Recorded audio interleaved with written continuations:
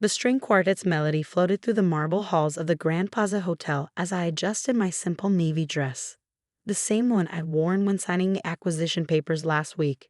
25 years of building my empire in silence had taught me patience. Today would test every ounce of it. Name, the hostess barely glanced up from her tablet. Olivia Sullivan. Her perfectly manicured fingers scrolled through the list, pausing with a slight frown. Ah yes. Table 27, near the kitchen entrance. Of course, I caught a glimpse of my ex-husband Marcus and his wife Sophia holding court at the main table, their designer clothes and practiced laughs screaming old money. Money that wasn't actually theirs anymore, but they didn't know that yet. Mom? Alexander's voice made me turn. My son stood tall in his tuxedo, looking every bit the successful surgeon he had become. They didn't put you at the main table. It's fine, sweetheart. I straightened his bow tie just as I used to straighten his school uniform. Your stepmother probably just made a mistake. His jaw tightened. This isn't right. You raised me alone for 10 years while Dad built his business. You worked 3 jobs to put me through med school. And now you're chief of surgery at 32. I touched his cheek. That's all that matters. Chief of surgery at his stepmother's hospital, a sharp voice cut in. Sophia glided toward us, dripping in diamonds that technically belong to my company now. Though of course, we can't expect everyone to understand the complexities of hospital administration. I bit back a smile, remembering the hospital board meeting where I had quietly purchased controlling shares through one of my shell companies. Sophie had been too busy ordering staff around to notice the quiet Asian woman taking notes in the corner. Sophia, I nodded politely. Lovely venue. Yes, well, she waved dismissively. The plaza has been in Marcus's family for generations. Not that you'd remember, given how briefly you were married. Alexander started to speak, but I caught his eye. Not yet.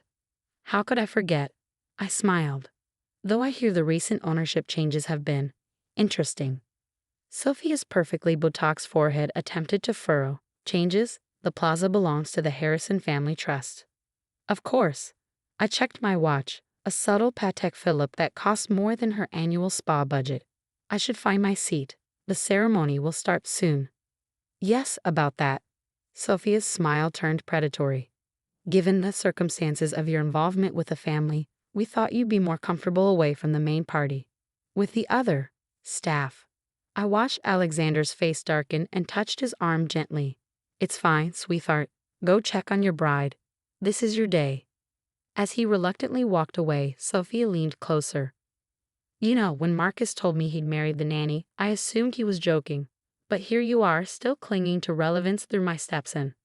Interesting perspective. I adjusted my simple pearl necklace, the same one I had worn when signing the papers that transferred ownership of the plaza last month. Though I recall being a doctoral student when I met Marcus, a scholarship student playing at belonging in our world. She glanced at my understated outfit. At least you've learned to dress better than when you were changing diapers. A server approached with champagne. I recognized Maria, who had been here since I used to bring Alexander to visit his grandparents. Her eyes widened slightly. She had been in the staff meeting last week when my company announced the ownership change. Mrs. Sullivan, she started, but I gave a tiny shake of my head. Thank you, Maria. I took a glass. How's your daughter enjoying the nursing program? Sophia's eyes narrowed at my familiarity with the staff. Before she could comment, Marcus appeared. Ah, the help has arrived. He barely glanced at me. Sophia, darling, the Rockefellers are asking for you. Of course, she smirked. Olivia, do try not to embarrass Alexander today. The hospital board will be watching. I sipped my champagne, remembering the board meeting scheduled for Monday, the one where the new ownership would be revealed, along with some interesting discrepancies in Sophia's administrative expenses. The grand ballroom filled with Manhattan's elite, old money families who had looked down their noses at the scholarship student who dared marry into their world. Now they would look down their noses at my seating assignment, not realizing that most of their companies had been quietly acquired by my investment firm over the past decade. I found my table, tucked behind a column near the kitchen doors. My nameplate read former nanny in small plain text, while Sophia's gold embossed card at the main table proclaimed mother of the groom in elegant script. Mrs. Sullivan. Maria appeared again, distress clear on her face. This isn't right. We all know who you really are now. And I appreciate your discretion. I smiled warmly. How's the new healthcare package working out for the staff? It's amazing. Her eyes shone. My husband's diabetes medication is finally covered. We never had benefits like this under the old ownership. I'm glad to hear it. I watched Sophia ordering around younger servers, making one girl nearly cry over a slightly crooked place setting. Things will continue to improve. The ceremony was about to begin. Guests found their seats, many sneaking double takes at my isolated position. Alexander kept shooting worried glances my way, but I gave him my best reassuring smile. This was his day, even if his father and stepmother were determined to minimize my role in it. Ladies and gentlemen, Marcus's voice boomed through the ballroom. Welcome to this joyous celebration. As father of the groom and owner of this magnificent historic hotel, I hid my smile behind my champagne glass. Monday's board meeting would be interesting indeed. We're honored to host Manhattan's finest families as my son joins his life with the daughter of Senator Maxwell. Sophia preened at his side, her designer gown catching the light. The same designer whose company I had acquired last year, though the paperwork hadn't been finalized yet. As Marcus continued his speech about family legacy and proper breeding, I thought about the real legacy I had built. The quiet empire assembled piece by piece while working my way through doctoral programs, raising my son alone, and enduring their condescension. Mom. Alexander had slipped away from the head table to squeeze my hand. Let me say something. Tell them who you really are. Not yet, sweetheart. I patted his cheek. Some lessons are best learned slowly. Now go be the brilliant surgeon and wonderful man I raised you to be. The rest will unfold as it should. As he returned to his place, I caught Sophia watching us with narrowed eyes. She raised her glass in a mocking toast to the help, not realizing she had just toasted her new boss. The first course arrived, carried by staff who now had full benefits and fair wages under my ownership. Soon the entire city would know that the former nanny they had tried so hard to hide owned not just the plaza, but most of their precious family empires. But for now, I sipped my champagne and watched the show unfold. After all, I hadn't built a multi-billion-dollar corporation by revealing my cards too soon. The wedding reception was in full swing when Sophia decided to make her power play. She clinked her crystal champagne glass, drawing everyone's attention as she stood gracefully. As mother of the groom, she emphasized with a pointed look in my direction, I'd like to share some special memories of raising Alexander. I watched my son's face tighten as Sophia launched into stories of his medical school graduation, his first surgery, his hospital appointment, all moments she had merely witnessed while I worked double shifts to fund his education. And of course, she continued sweetly, we must acknowledge the domestic help who assisted during his early years. Olivia, dear, would you stand? Several guests tittered. Maria, serving nearby, nearly dropped her tray in indignation. I rose slowly, smoothing my navy dress. Thank you, Sophia. Though I believe my title then was doctoral candidate, not domestic help. Of course, she waved dismissively. Though let's be honest, changing diapers was more your speed than changing hospital policies, wasn't it? Before I could respond, Senator Maxwell, father of Alexander's bride, joined the conversation. Speaking of hospital policies, I heard rumors about ownership changes at Metropolitan General. Sophia, isn't that your hospital? Sophia's smile faltered slightly. Our family trust maintains controlling interest naturally, though there's been some minor restructuring. Minor? The senator raised an eyebrow. Word is, someone bought out the majority shares through a series of shell companies. Very quietly, very efficiently. I hid my smile behind my water glass. The senator had always been more observant than most of Manhattan's elite. Impossible, Marcus cut in. The board would have informed us of any significant changes. Monday's board meeting should be illuminating, I offered mildly. Sophia's head snapped toward me. What would you know about board meetings? Oh, you'd be surprised what one learns while being invisible. I straightened my pearl necklace. The service staff, for instance, has quite a few opinions about your management style. The color drained from Sophia's face. Marcus, she's threatening me. Not threatening, dear. I sipped my water. Just observing. Like I observe your creative accounting with the hospital's charitable foundation. The IRS finds such observations quite interesting. Marcus stood abruptly. That's enough. Security. I wouldn't, I said softly, Unless you want Monday's revelations to happen today instead. Alexander appeared at my side. Dad, Sophia, you really don't want to do this. Alexander, darling, Sophia's voice turned saccharine. I know you feel obligated to defend her, but really, she's embarrassing herself. No, he said firmly. You're embarrassing yourselves. Do you want to know who really paid for my medical school? Who attended every surgery rotation at 5 a.m.? Who worked 3 jobs while completing her PhD so I could focus on my studies? The ballroom had grown silent, guests openly watching the drama unfold. A PhD she never finished, Sophia sniffed. Actually, I smiled, I finished it last year. My thesis on hostile takeovers and corporate restructuring was quite well received. In fact, I used several of your family companies as case studies. Marcus's face had turned an interesting shade of purple. What are you talking about? The plaza's ownership changes, for instance. Quite fascinating how a series of seemingly unrelated investment firms gradually acquired controlling interest. Or Metropolitan General's recent board restructuring. Did you know most of your shareholders sold their stakes last month?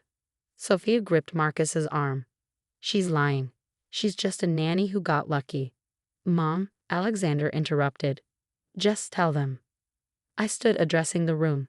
For those who don't know me, I'm Dr. Olivia Sullivan, PhD, CEO of Sullivan Global Ventures, and as of Monday, majority shareholder of Metropolitan General, the Plaza Hotel, and several other enterprises previously held by the Harrison Family Trust. The silence was deafening. That's impossible, Marcus whispered. The quiet Asian woman taking notes in your board meetings? I raised an eyebrow. The one you never bothered to acknowledge. She wasn't a secretary, Marcus. She was your competition. Senator Maxwell started laughing. Brilliant, absolutely brilliant. I knew those acquisitions seemed too sophisticated for the usual players. Sophia collapsed into her chair, her perfect makeup unable to hide her shock. But the hospital, my position, is under review, I finished, along with your creative use of foundation funds. Though unsure the board will take into account any genuine remorse and commitment to change. Mom, Alexander touched my arm. You didn't have to wait so long to tell them. Sometimes, I straightened his bow tie again. People need to reveal their true character before they can learn from their mistakes. Maria appeared with fresh champagne, grinning openly now. Congratulations on the wedding, Dr. Sullivan, and on everything else. Thank you, Maria. I turned to the stunned crowd. Now shall we return to celebrating Alexander's special day? Though perhaps with some adjustments to the seating arrangements. As the guests buzzed with this juicy new gossip, Marcus approached me slowly. Olivia, I never meant to treat me like a servant, to let your wife humiliate the mother of your child. I met his eyes calmly. Actions have consequences, Marcus. Remember that at Monday's board meeting. The morning sun streamed through the plaza's windows as I sat in what was once Marcus's office, reviewing the final documentation for Monday's board meeting. The wedding aftermath had been exactly as dramatic as expected. A soft knock at the door revealed Alexander, still in his honeymoon suit. Mom, got a minute? Always for you. I set aside the papers. Shouldn't you be heading to Bali? Flight's in 3 hours. He sat down looking thoughtful. Dad and Sophia are in the lobby, asking to speak with you. Dad looks different, almost broken. I checked my watch, a habit from years of juggling multiple jobs. They're early. The board meeting isn't until Monday. I think they want to negotiate. Alexander leaned forward. Mom, how long have you been planning this? Since the day Sophia had security escort me out of your high school graduation. I smiled at the memory. She said I was embarrassing the family by wearing a clearance rack dress. That was the day I decided to buy the store chain she loved so much. And the hospital? The plaza? One piece at a time, over 15 years. I stood walking to the window. While they were focused on appearances, I was focused on substance. Every time they excluded me from an event, I acquired another share. Every time they seated me by the kitchen, I bought another company. The intercom buzzed. Dr. Sullivan, Mr. Harrison and Mrs. Harrison are here. Send them in. Marcus entered first, his usual confident stride replaced by hesitation. Sophia followed, her designer outfit noticeably subdued. Olivia, Marcus started, then corrected himself. Dr. Sullivan, We've been up all night discussing everything. Discussing your options, you mean? I gestured to the chairs. Please sit. Sophia remained standing. This is our family legacy you're destroying. No, Sophia. You destroyed it with your arrogance. I opened a file. Shall we discuss the $2 million in hospital foundation funds used for your personal expenses? She sank into a chair. Mom, Alexander interjected. Maybe here's a way to what, sweetheart? Allow them to continue mismanaging these institutions? I turned to Marcus. The plaza's staff hadn't received raises in 5 years. The hospital's nurse-to-patient ratio was dangerous. While you two focused on galas and social status, people suffered. We can change, Marcus said quietly. Give us a chance to prove it. I studied my ex-husband, the man who had once told me I'd never succeed without his family's connections. You'll both retain minor shares. Board positions will depend on your cooperation with the new policies. New policies? Sophia's voice quavered. Living wages for all staff, expanded healthcare coverage, educational assistance programs. I smiled at Alexander. The same opportunities I fought to give our son. And our positions? Marcus asked. You'll report to the board. Your decisions will be reviewed. And, I added pointedly, you'll treat every employee with respect, regardless of their title. Sophia stood abruptly. This is humiliating. More humiliating than marking the mother of the groom as former nanny at her son's wedding. Alexander's voice was sharp. More humiliating than making Mom use service entrances for 15 years. Alexander, I touched his arm. They understand now, don't they? Marcus nodded slowly. We do. And I'm sorry, Olivia, for everything. Apology accepted. I handed them each a folder. These are your new contracts, if you choose to accept them. The terms are fair, though significantly different from your previous arrangements. And if we decline? Sophia asked. Then you'll receive fair market value for your remaining shares, and the board will thank you for your service. They exchanged glances, years of superiority crumbling under the weight of reality. We'll sign, Marcus said quietly. As they bent over the contracts, Alexander hugged me. I'm proud of you, Mom, though I wish you'd told me sooner. You needed to make your own way without the shadow of either fortune hanging over you. I straightened his collar one last time. Now go enjoy your honeymoon. The hospital will be in better shape when you return. After they all left, I stood at the window watching Manhattan's morning unfold. Maria appeared with coffee. The staff is celebrating Mrs. Dr. Sullivan, she grinned. Though some wish they could have seen their faces at the wedding when you revealed everything. Sometimes the best victories are the quiet ones. I sipped the coffee. How's the nursing program application coming along? Submitted last week. Her eyes shone. With the new education benefits, my daughter can finally follow her dreams. That's what this was all about. I sat at my desk, the same desk where Marcus had once told me to know my place. Making sure everyone has the chance to rise. The morning sun caught my simple pearl necklace, the first real piece of jewelry I bought myself after my company went public. Outside, a new day was dawning over Manhattan, and with it, a new era for the empire I'd built through silence and determination. Sometimes the best revenge isn't the dramatic reveal, but the quiet triumph of proving them wrong, one success at a time.